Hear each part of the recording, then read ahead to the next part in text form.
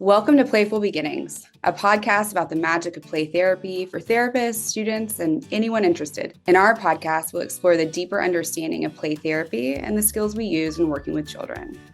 We hope to help you understand the why behind what we do and how it helps kids heal and grow.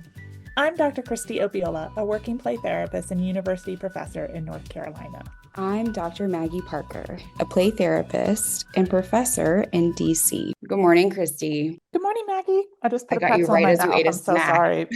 No. No worries.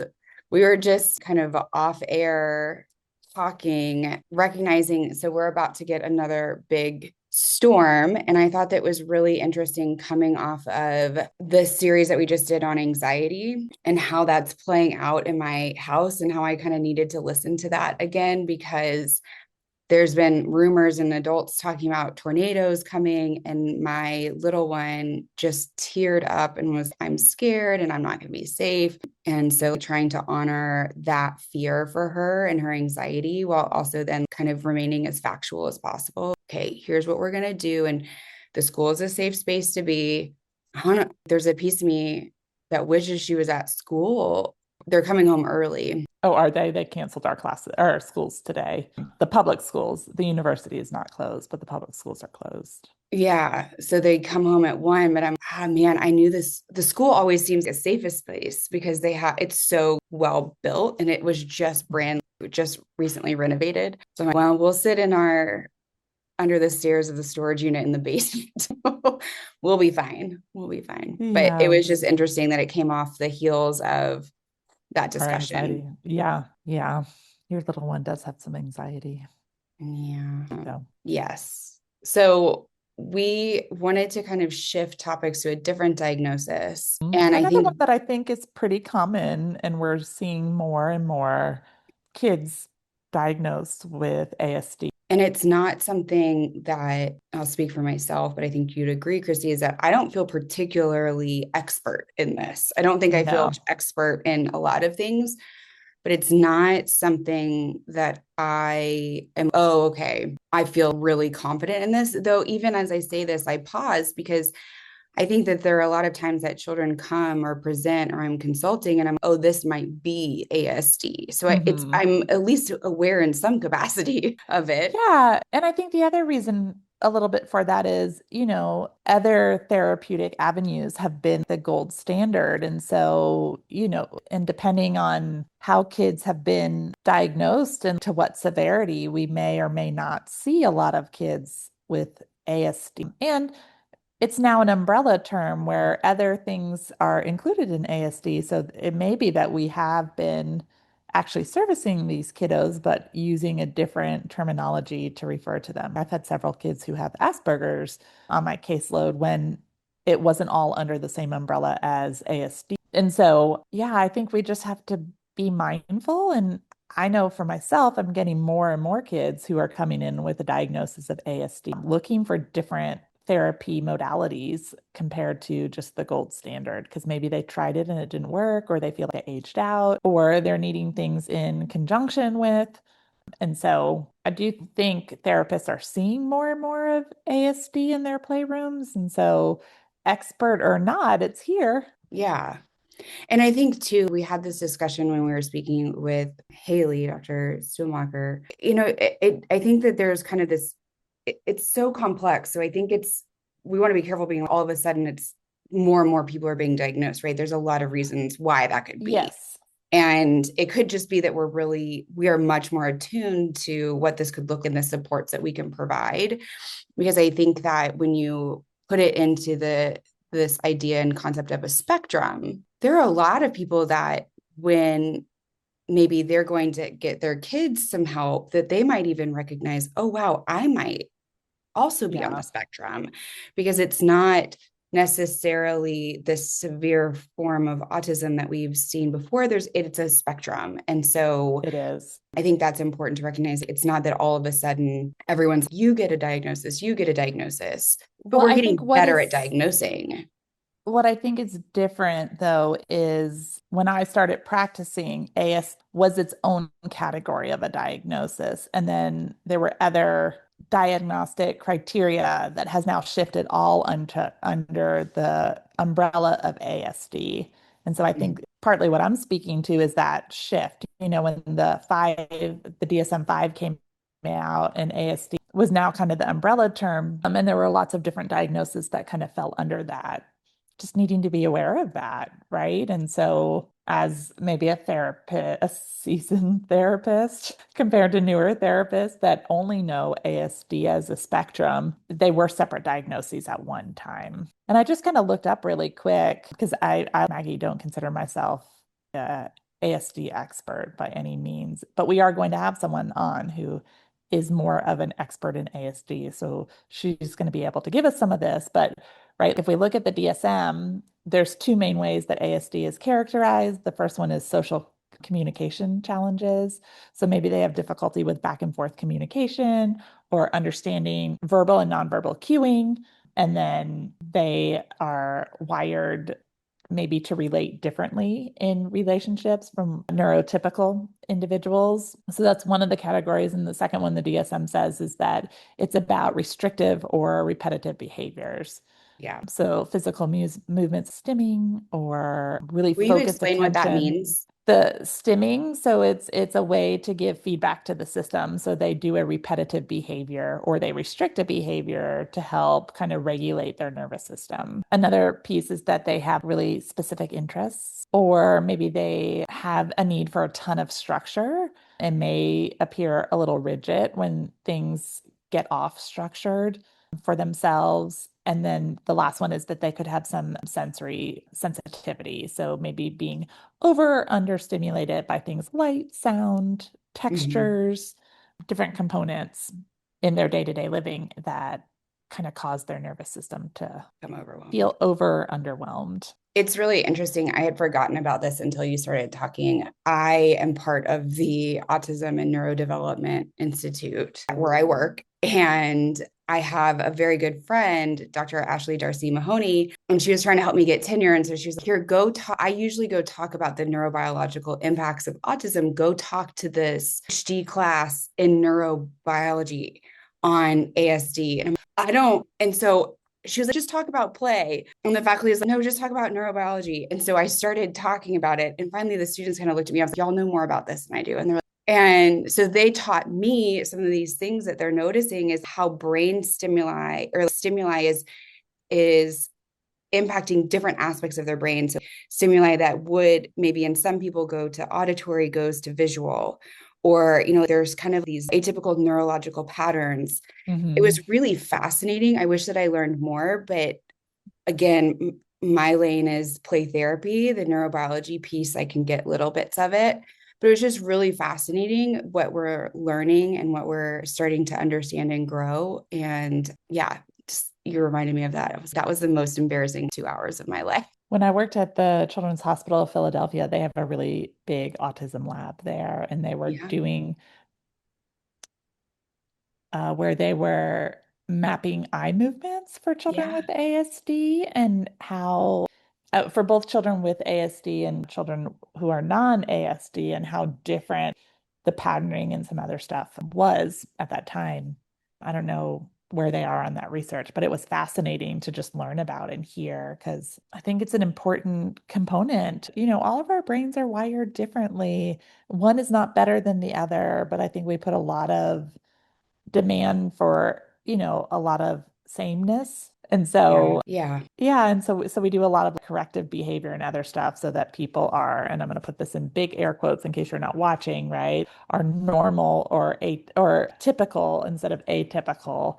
But really, what is typical and what is normal? I mean, we're all a little quirky. So, We're all very unique.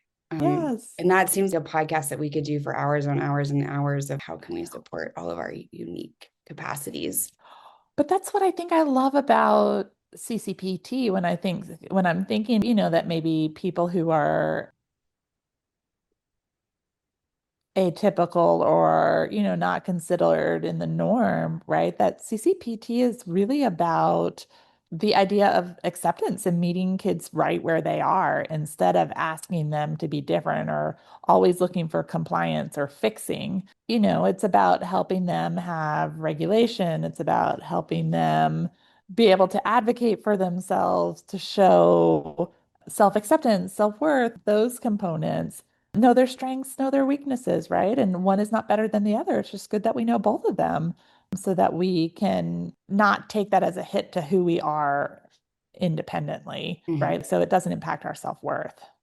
Right. Because it can feel really, for a child to be told in whatever capacity that they are, oh, stop doing this, or you should do this, Hmm. or I mean, it's really tough. And you hear it over and over and over again, and it starts really impacting. And I think that's where, Yeah. again, we're very different in that capacity of how can we, in this space for these 45 minutes, we can't necessarily change the system that's around you, but we can honor you and value you within this microcosm of a Yeah. system, within this relationship. And so I think that is something that's so important. And I've had a lot, I think probably, I don't know, maybe you have too, Christy, but working in a space where there was a high number of children on the spectrum being told, well, CCPT is not going to work. You can't do this with CCPT. And trying to, in a way that was professional and Hmm.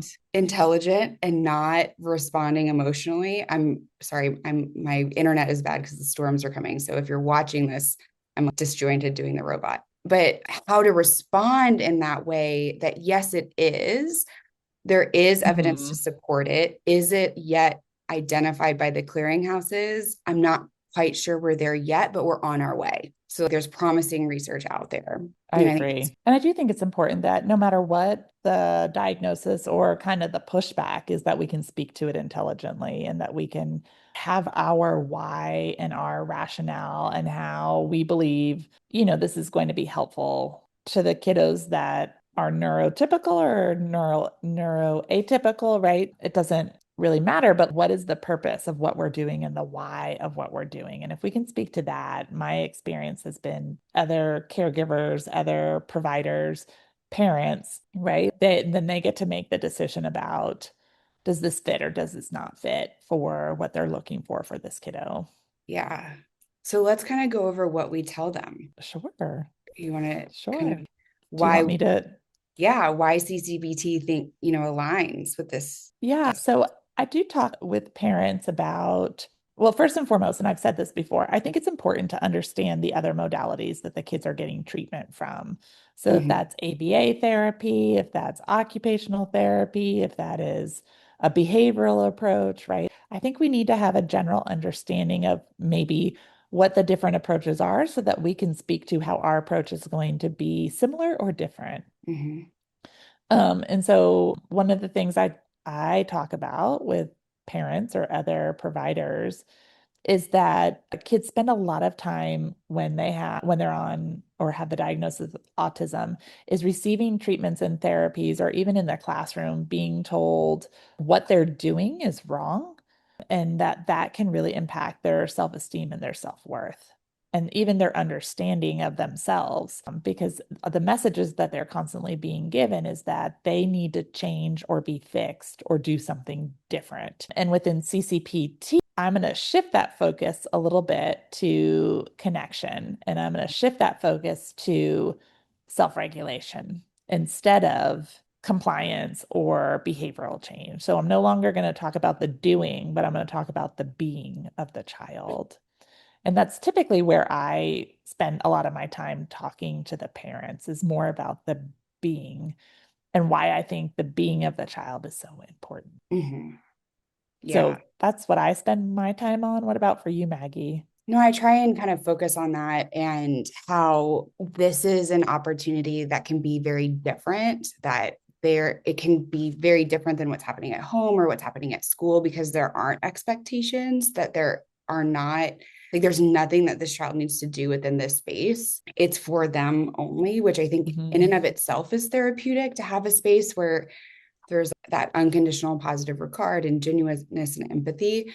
I want to be careful when I'm talking about that with caregivers because I don't want them to feel as if I saying that they're judging their children or anything like that. That's not the message I'm trying to get across. So for those listening, wanting to be really mindful about how that is presented within the space with caregivers and with teachers, but just I do using terms, kids on the spectrum often find the environment to constantly be prompting, directing, and correcting them, right? And so I take it out of the judgment, right? Because right, we're wanting to see behavior, or we see behavior as problematic.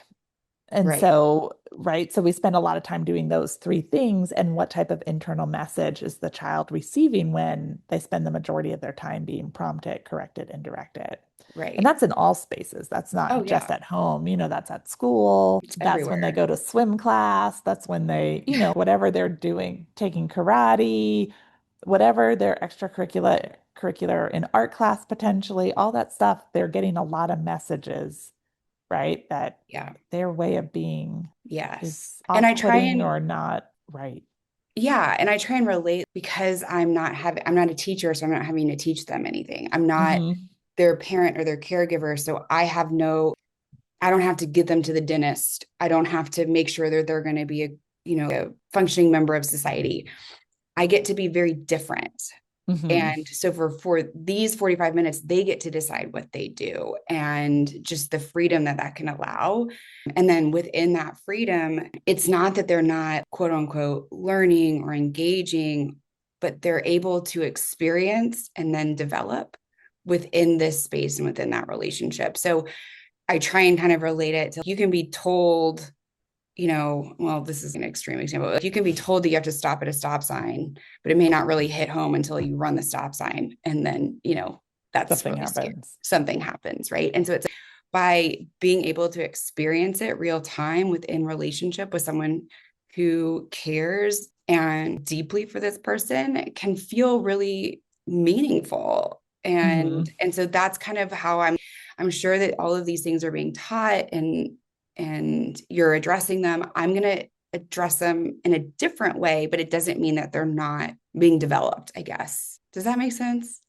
Yeah. But that they have That, that autonomy and they're able to use the ways in which are natural for them, right? The play, the toys, and then they are experiencing things in real time. And I think one of the things that I about what Dr. Lander said is when you're talking, you can talk about what's happened in the past. When you're playing, you can talk about what's happening in real time. And I think that's what's really neat about play is that yeah, they're able to experience these things with a trusted adult yeah. without judgment. I think that's a big one. Well, how do we I just think about that as a human being. If I'm always being judged, corrected, or told to do differently, right? That stresses me out. I I can't don't like it. imagine. And so then being in a space where someone isn't doing that, how that might offer a lot of freedom for the kiddo to share a lot more about themselves. And I find it interesting because for some of my kids, I'll share things with parents and I didn't know that. And it's, well, maybe because the kid is trying to fit a certain perspective Mhm. or knows that that may bother you, that right? They don't have the freedom to really explore these other sides of themselves. When I was in my doctoral studies, I actually got to work with Dr. Jen Balch at the Yeah. time she was doing her dissertation, and I was her treatment integrity person. And so I watched all of her videos to make sure she was aligned with CCPT. And what she was doing was aligned with child-centered play therapy. And one of the things that really stood out to me, because her dissertation study was with kids who were moderate to severe with a diagnosis of autism, right? So they were nonverbal. They were receiving a really high level of therapy for ASD. And the thing that I noted the most in her study was the relational connections that kids were making in the playroom that may often get missed or not cued. And so it was Mhm. just a really good eye-opening. I felt really privileged to be a part of this study because it was something I had not had a lot of experience on, but how often our relational skills are really important sometimes for kids on the spectrum, because if they are misreading cues or they're not Mhm.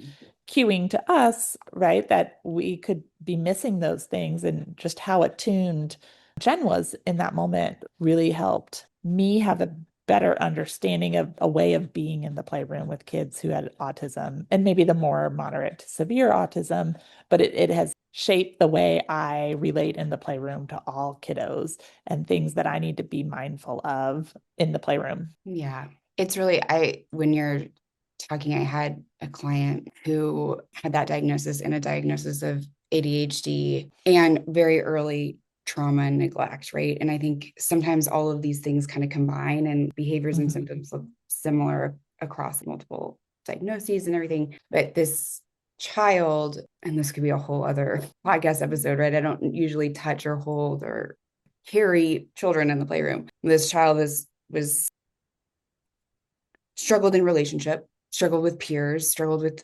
teachers, very impulsive, and was climbing on something. And so I set a limit for the climb. If you choose to climb up there, you choose for me to stand here to make sure you're safe. And jumped into my arms. And I'm like, and of course I'm going to catch them. I'm not going to let them Let fall. them fall. Right. I'm like, okay, and they looked me in the eyes and then just put, just like nurture. And it's, you really wanted, you feel safe, you feel comforted, you feel engaged.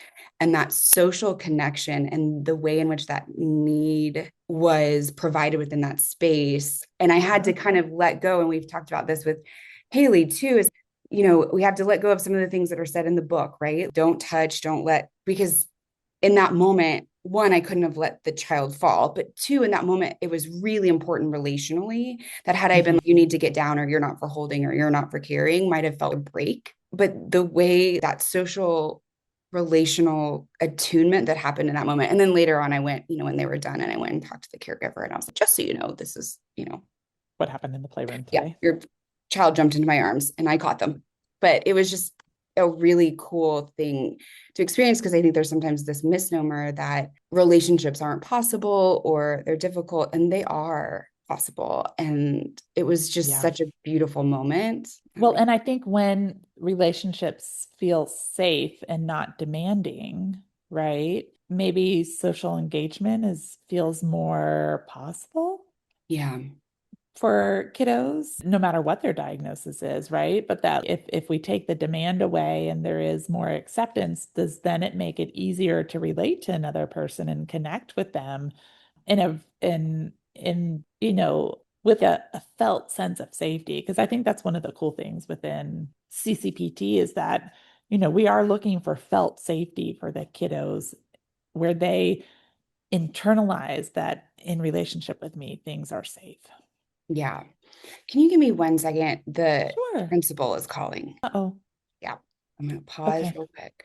Yeah. Or if you want to keep going, I'll just mute myself. Either way, whatever you want to do. I think she kept it going, so I'll just keep talking. Sorry, guys, you just get stuck with me for a while. So when we look at, I'm going to talk about why I think CCPT is helpful for kids on the autism spectrum disorder. I don't even know the word disorder, but I know that's part of the terminology with autism spectrum on the spectrum. Again, I think our environments become predictable. We've talked about that for a lot of what we do and that focus on being rather than doing. And it's amazing, even when we aren't maybe teaching skills or correcting behavior, children get the opportunity to trial and error in the playroom, right? So they get to try different things. So if they want to connect with you, and their attempts to connect with you aren't working and you are trying to understand them, they may be more willing to try and try again. So I think that's one thing. I think the other thing is that within CCPT, the relationship is very reciprocal. And so we get to track their play and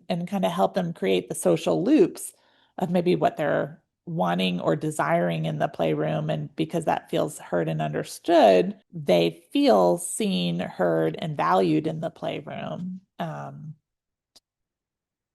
I think the other thing is, and I've seen this with, I currently don't have a kiddo with ASD on my caseload, but I am overseeing some students who have kids on their caseload with ASD. And what we're seeing is just the overload on kids from the sensory environment. So our playrooms are in a school.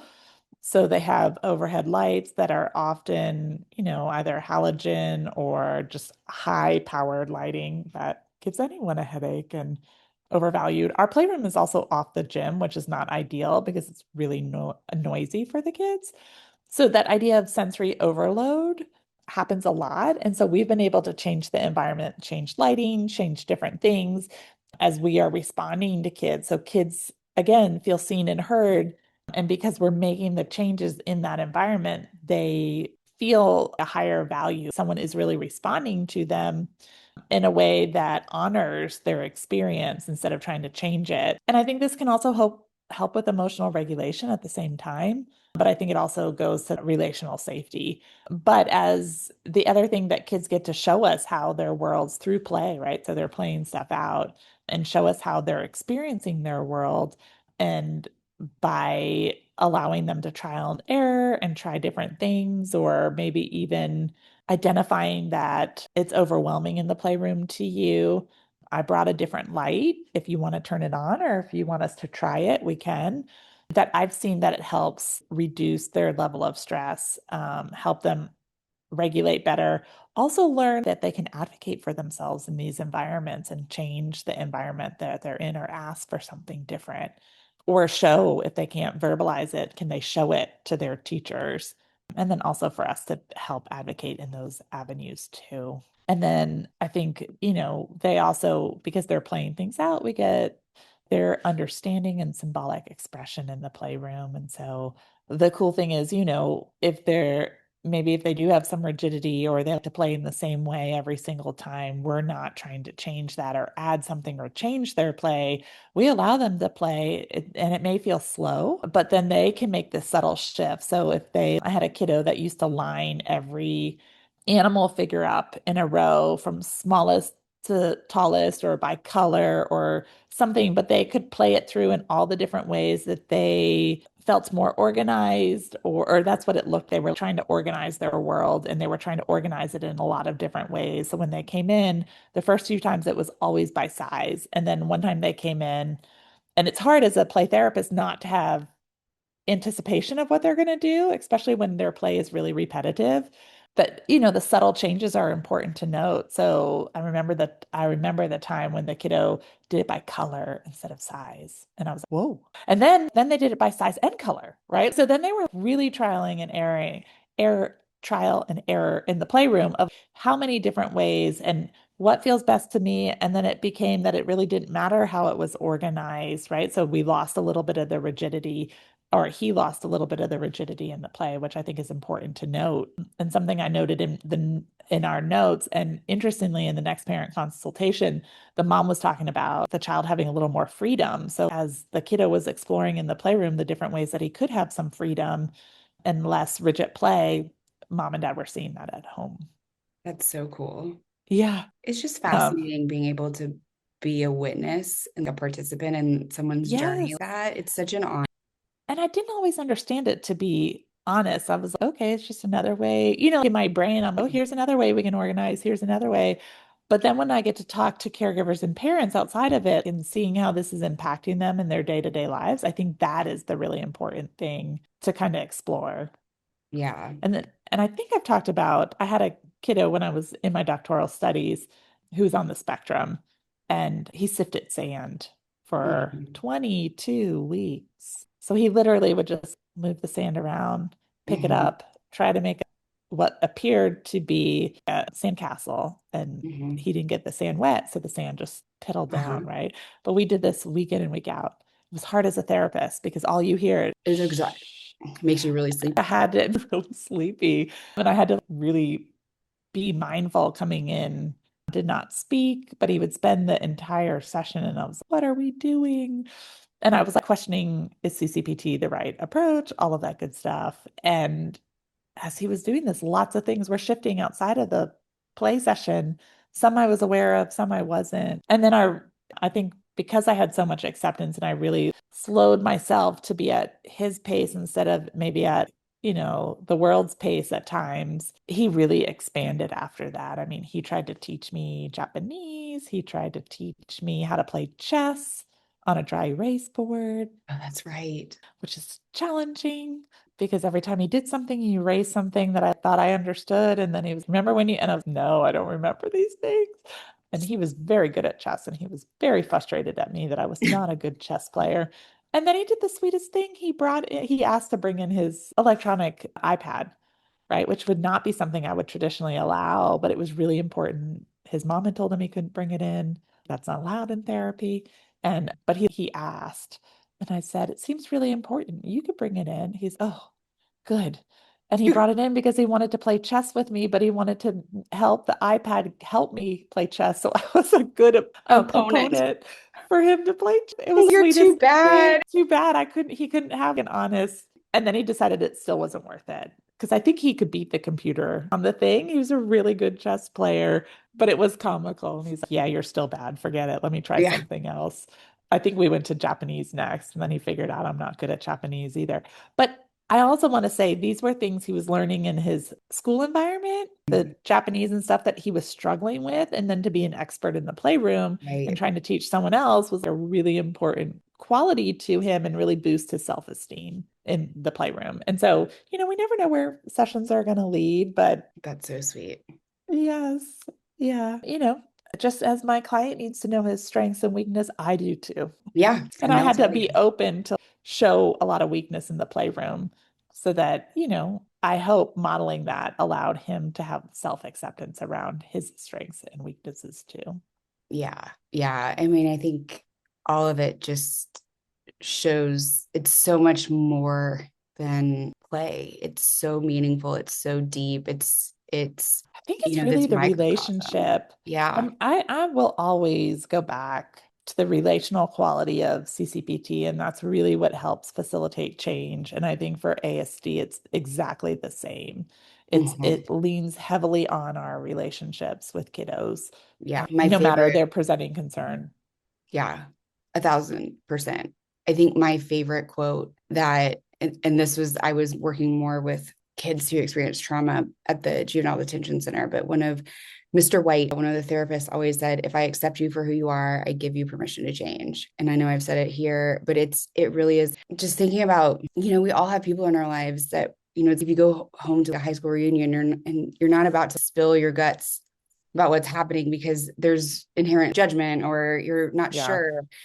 But when you have someone who truly accepts you for who you are, you can try Mhm. out new things and spaces and things that seem really scary, trying to organize animals by color instead of by size. That was important. And, we Yeah. may not know the meaning specifically to that child, but we could see that it was meaningful.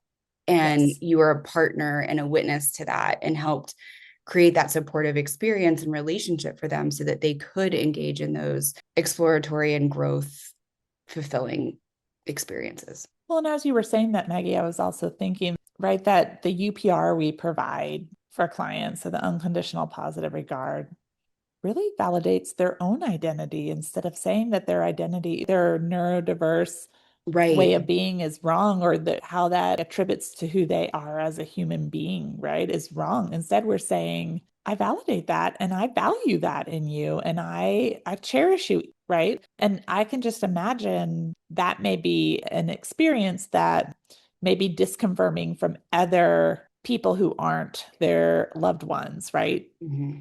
Because everyone else is trying to correct it. Yeah. Yeah. No, I think this was really helpful. I think it was really beautiful to talk about. And I'm glad that we were able to do that. Yes. Yeah. Yeah. And we have We do. And I don't know if this is coming in before or after Regine's, but before. before.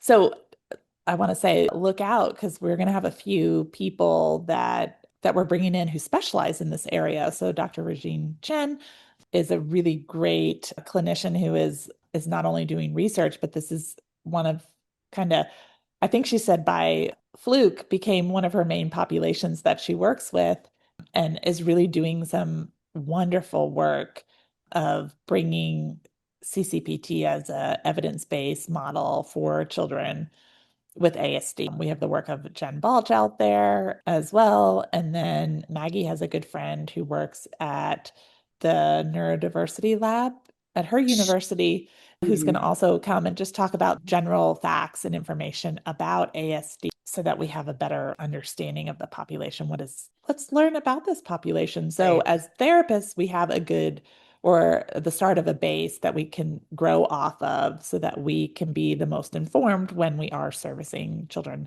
who are on the spectrum. And I think the hope for this is so that if you're starting, whoever our listeners are, whether you're a caregiver or a teacher or a play therapist, if you're starting to work with someone who you're identifying has some of these symptoms or characteristics, or if you're not sure how to respond or you're thinking, the goal is that this can kind of be a resource. Oh, okay. Now, are we going to be able to cover everything? Absolutely not. It's impossible. But I mean, there's whole podcasts just on just ASD. yes. And so, but hopefully, it can be a source of support and a reminder and helpful, I guess, is the Yeah. goal. So please and subscribe. You can sign up for our email and you can kind of know about the things that we're doing first, whether we're starting trainings or consultation groups. There's a newsletter that kind of delves deeper into the episodes each week. And then let us know if you have things that you'd for us to talk about, things that we could help you with. We really, we're learning as we're going too. And I think that, especially for me as an external processor, this helps me develop my practice in a way that's much deeper. And so it's kind of embarrassing because when I teach and stuff, well, in the podcast, we were just talking about this. And it's not because I'm trying to be listening to the podcast, but it's literally because each time I talk to you, I feel I grow and I learn and I develop deeper Absolutely. experience. And So and I love the guests we're able to bring on to help us also expand. yeah, yeah. Yeah. Well, thank Well, you, Chris. awesome. If you guys want to get a hold of Maggie or I, you can always email us to info@playtherapyspace, comes to both of us. Or if you want to direct to one of us over the other, you can go at Maggie@playtherapyspace.com or Christie@playtherapyspace.com. Though we are admittedly terrible about checking those Yeah, emails. You can still email us. We'll get to it. It just may not be quick. there's And a we lot of apologize emails that about we're that. we're Yeah, covering a well, lot of and emails. yes, and Yeah, we can sometimes be busy. And we're trying to balance, right? Because we also want to have healthy lives. we're trying. We're trying. The We're goal. trying. We're not always good at it, but we are trying. And We're trying. so sometimes if I have the choice of going to dinner with friends or reading an email, relationships are always going to win. Yeah, Sorry, guys, but we will try to get back to you. we will do our best. But well, Yes. thank you. And make sure to follow us. We're putting some stuff up on YouTube. And if you want to see what we look, you can watch the episodes there and then follow us on Facebook and Instagram and Pinterest. And yeah, just let All us the know how good we can support social you. platforms. Yeah. Yeah, we So hope you guys are safe. yeah, stay safe. You'll hear this after this weather is finished, but it is also spring. So if you have weather in your area, stay safe. We care about you deeply. We hope you have an awesome day. Bye, Christy. Bye, Max.